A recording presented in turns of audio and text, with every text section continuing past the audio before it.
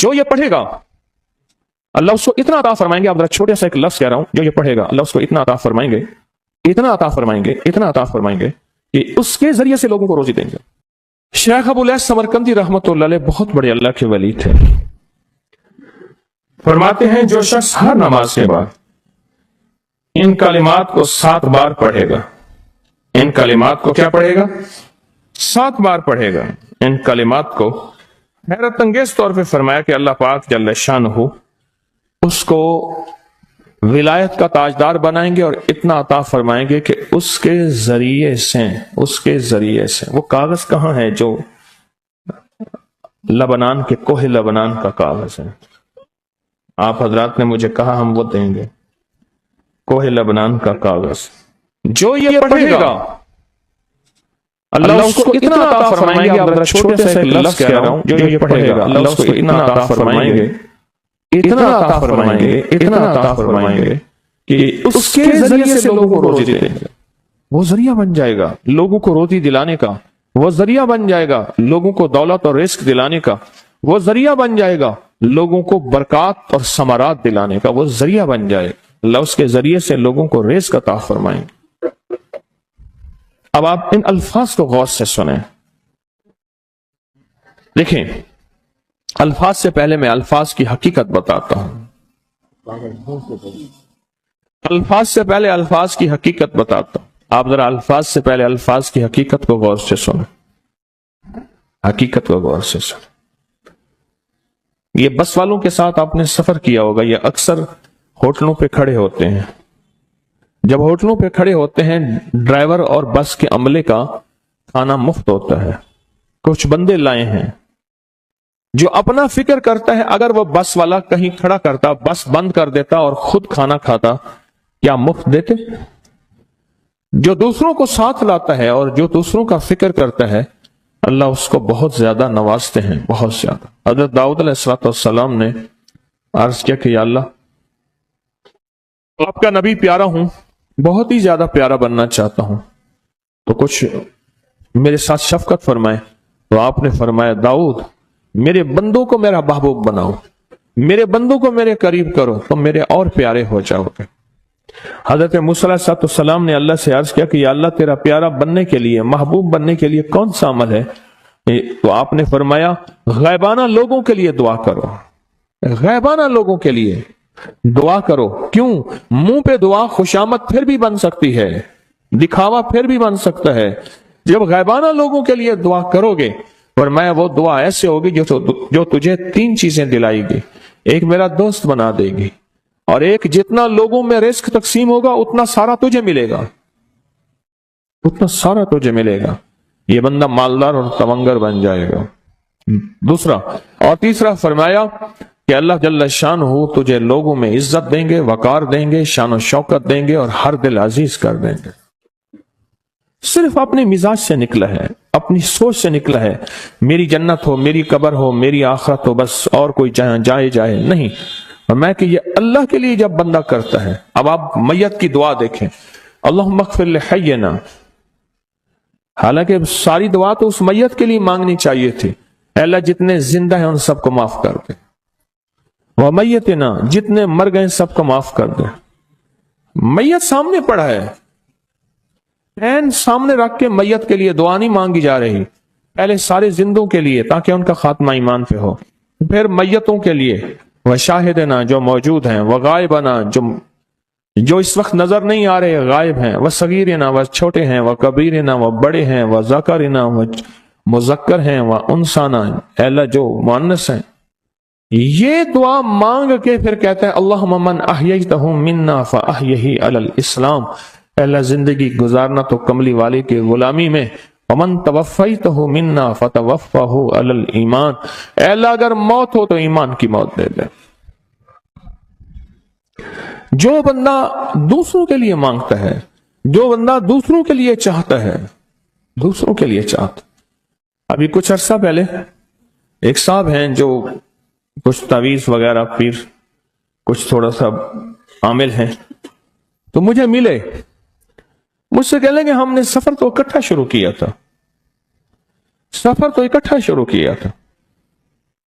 اور مجھ سے کہنے لگے اتنے آگے نکل گئے، وجہ؟ میں نے کہا فرق اتنا ہے، تو نے چھپایا میں نے بتایا، بس تو نے چھپایا میں نے بتایا۔ کہنے لگا نہیں کوئی اور وجہ ہے۔ اچھا، میں پھر اسے باتیں اور چلتی رہیں چلتے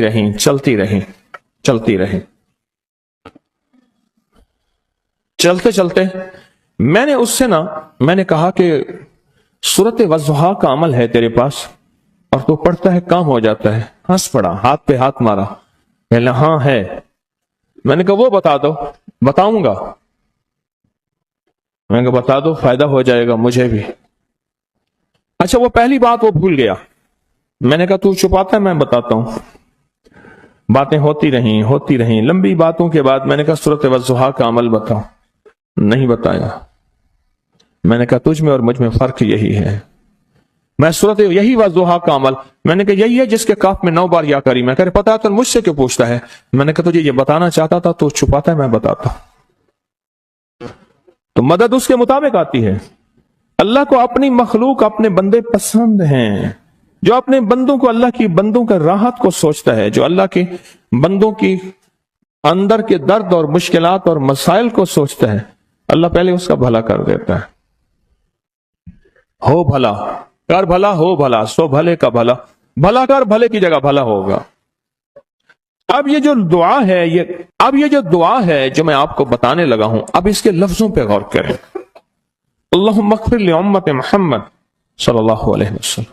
اے اللہ، اب حالانکہ آپ نے لیے پڑھ رہا ہے، اے اللہ ساری امت محمدیہ کو معاف کر دے۔ اللہم ارحم امت محمد، اے اللہ امت محمدیہ میں جتنے بھی ہیں سب پہ رحم فرما، رحمت فرما، مغفرت فرما۔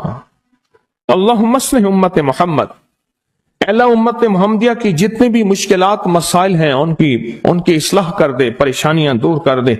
اللہم استر، اے اللہ ان کے پردے رکھ دے، امت محمدیہ کے پردے رکھ دے، امت محمدیہ کے پردے رکھ دے۔ اے اللہ کسی کے پردے نہ ہٹا، اے اللہ سب کی مغفرت فرما، اے اللہ پردے رکھ دے، پردے رکھ دے سب کے۔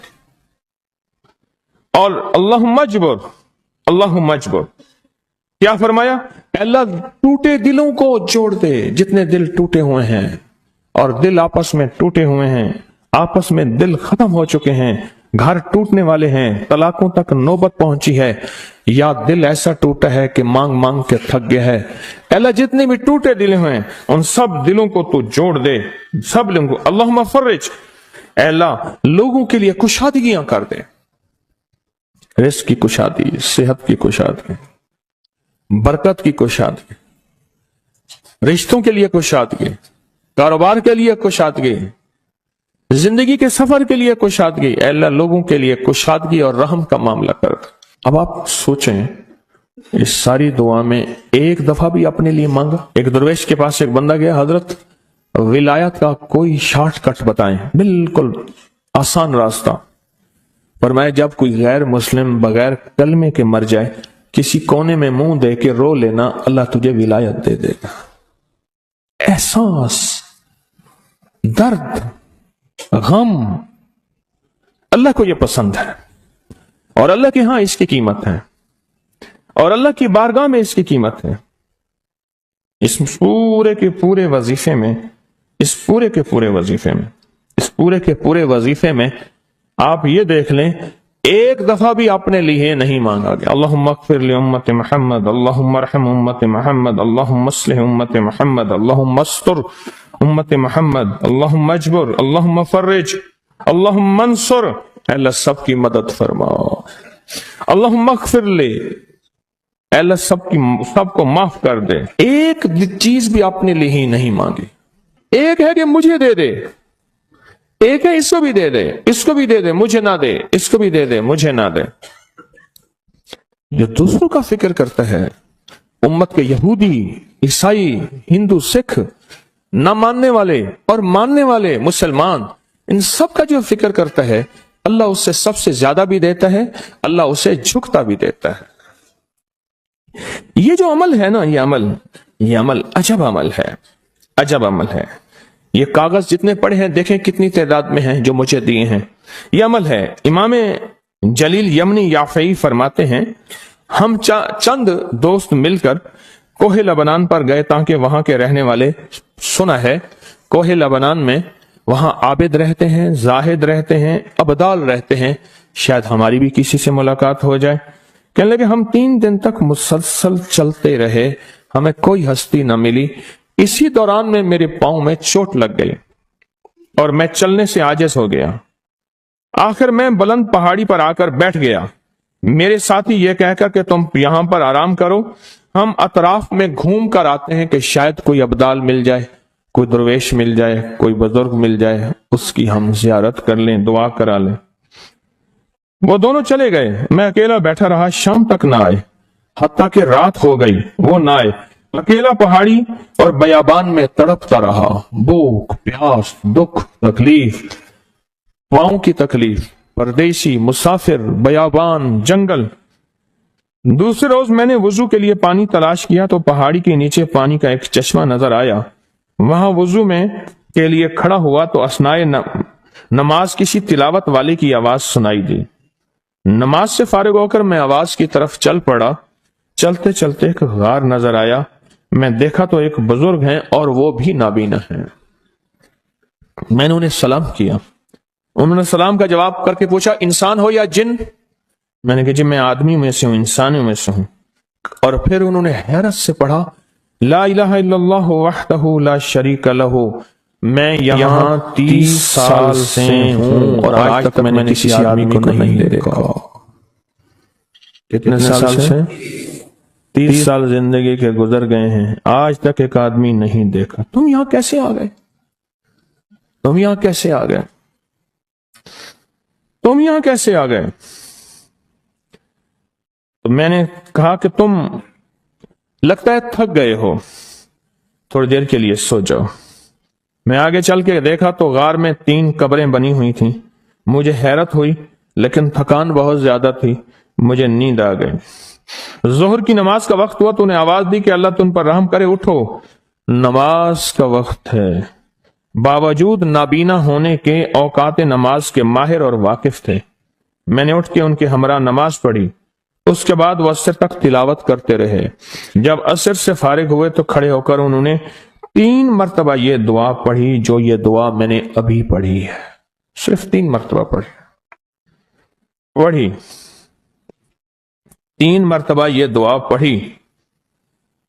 عارف شاذلی ابو نعیم اصفہانی کے ساتھ لکھی ہے جب ہم مغرب سے فارغ ہوئے تو میں نے ان سے دریافت کیا یا شیخ آپ امت کی مغفرت والی یہ دعا آپ کو کس نے سکھائی؟ یہ آپ کو موتی ملا تو کہاں سے ملا؟ یہ سن کر نابینا بزرگ نے یوں فرمایا جو شخص اس دعا کو روزانہ دن میں صرف 3 بار پڑھ لیتا ہے اللہ اس کو ابدالوں میں شامل کر لیتا ہے۔ اور دنیا میں اس وقت اربوں کی آبادی ہے، کروڑوں کی نہیں، اربوں میں صرف 40 ابدال ہیں۔ کتنے؟ 40 ابدال ہیں پوری دنیا میں۔ اور فرمایا جو شخص اس کو 3 دفعہ صبح شام پڑھ لیتا ہے، 3 دفعہ اس دعا کو روزانہ صرف 3 مرتبہ پڑھ لے، اللہ اس کو ابدالوں میں شامل فرما دیتے ہیں۔ پھر میں نے دریافت کیا یا شیخ آپ کو یہ دعا کس نے سکھائی؟ اتنا بتلا دیں۔ اس نابینا شیخ نے فرمایا او اللہ کے بندے، یہ ایک راز ہے، اس دعا کی حقیقت سننے کی تم میں طلب تو ہے لیکن تاب نہیں ہے، اس راز کو جاننے کا تحمل تمہارے دل میں کتنا ہو سکتا ہے؟ اتنا کہہ کر خاموش ہو گئے۔ پھر فرمایا کہ عارف باللہ شیخ ابوالحسن شاذلی فرماتے ہیں وہ دعا یہی ہے جو ابدال مانگتے ہیں، ابرار مانگتے ہیں، غوث مانگتے ہیں، ولی مانگتے ہیں، کتب مانگتے ہیں، اولیاء مانگتے ہیں، اور پھر اللہ سے جو مانگتے ہیں وہ ملتا ہے۔ اور اولیاء کاملین نے فرمایا یہ دعا خصوصی طور پہ حضرت خضر علیہ السلام نے سکھائی ہے ان اولیاء کو۔ ابدال میں شمار ہو جائے۔ میرے پاس ایک صاحب آئے، مجھ سے کہنے لگے کہ میں ایک عمل کا عامل ہوں، لوگوں کو الرجی ہو جاتی ہے، پھوڑے پھنسیاں ہو جاتے ہیں، میں دم کرتا ہوں وہ ٹھیک ہو جاتے ہیں۔ किसी को सांप काट जाए मैं दम करता हूं ठीक हो जाता है, बिच्छू, भेड़, कोई जहरीली चीज काट जाए मैं दम करता हूं लोग ठीक हो जाते हैं, मैं दम करता हूं लोग ठीक हो जाते हैं। कहा कि मेरे पास एक खास अमल है और मैं ये करता हूं लोग ठीक हो जाते हैं। और कहा मेरे पास ये अमल एक चीज का आजमूदा है, मेरे पास कोई जादू का डसा हुआ ऐसा बंदा है जिसको चैलेंज से कह दिया हो कि तुझ पे जादू है, और दूसरे लफ्जों में ये लफ्ज मैं खुद कह रहा हूं कि तेरे ऊपर खिंजीर का जादू है, कुत्ते का जादू है, खोपड़ी का जादू है, बंदर की खोपड़ी का जादू है।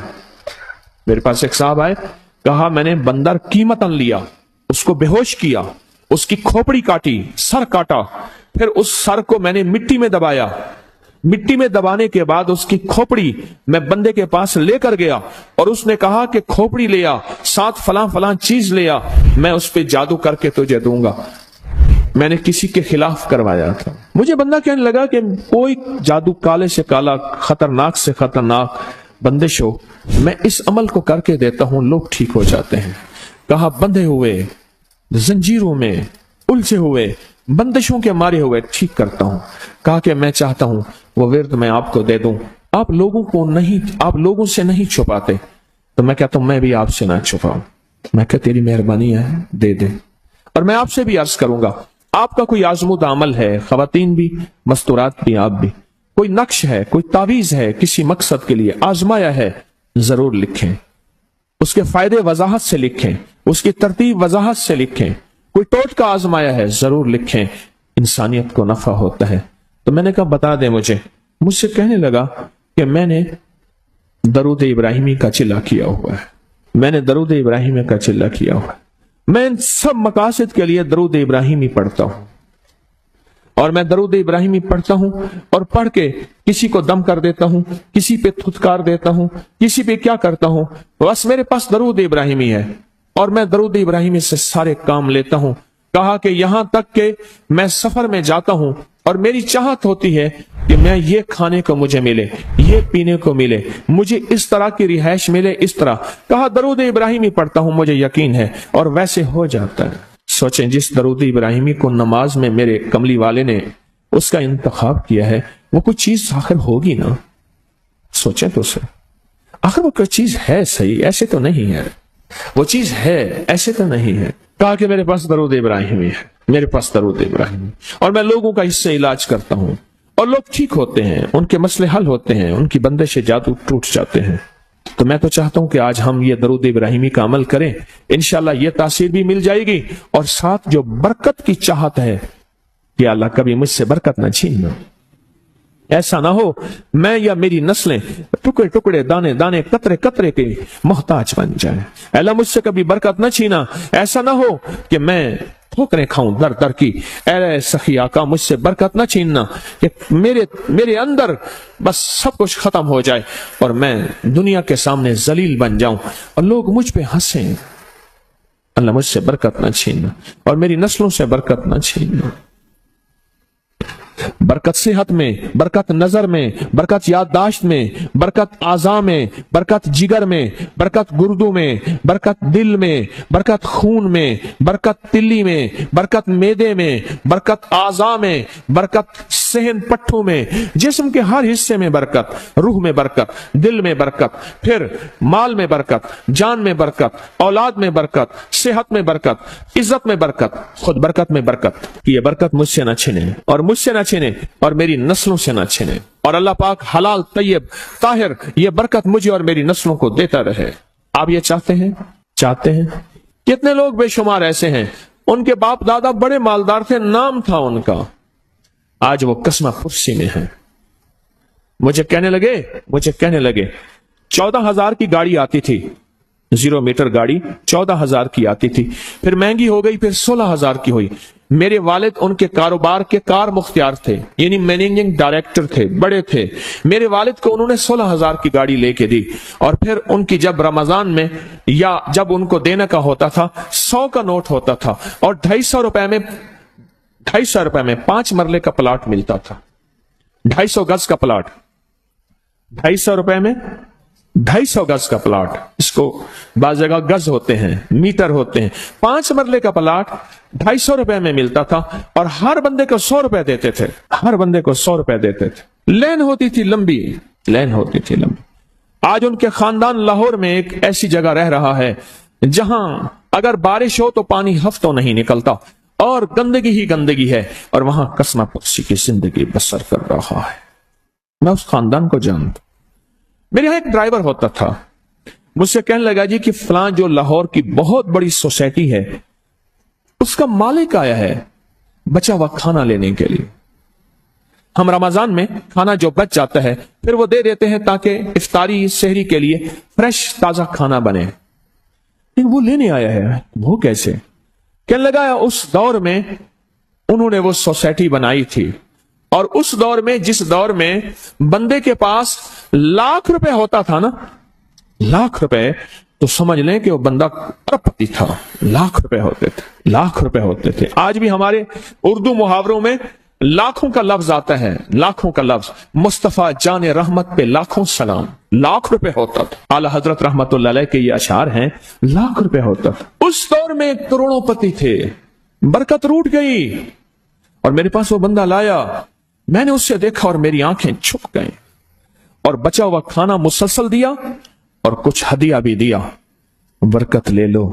آج نسبت محمد آل محمد کے صدقے, آج درود ابراہیمی کے صدقے برکت لے لو, برکت لے لو. غور ہی نہیں کیا کہ درود ابراہیمی میں اتنی طاقتور برکت پڑی ہے, غور ہی نہیں کیا. اللہم بارک علی محمد وعلی آل محمد کما بارکت علی ابراہیم. آگے ذرا دلیل دیکھیں, وعلی آل ابراہیم. اے مولا وہ برکت بھی ویسی دینا جیسے تو نے آل ابراہیم کو دی. کیسے؟ حضرت ابراہیم کے ایک بیٹے سے انبیاء ہی انبیاء, نبوت ہی نبوت ہے. اور اس میں برکت کیسی؟ سلیمان علیہ السلام کو تخت ملا, داؤد علیہ السلام کو بادشاہت اور تخت ملی, یوسف علیہ السلام کو بادشاہت اور تخت ملی. اور تخت اور بادشاہت, نیکی کا تخت بھی, عبادت کا تخت بھی, نبوت کا تخت بھی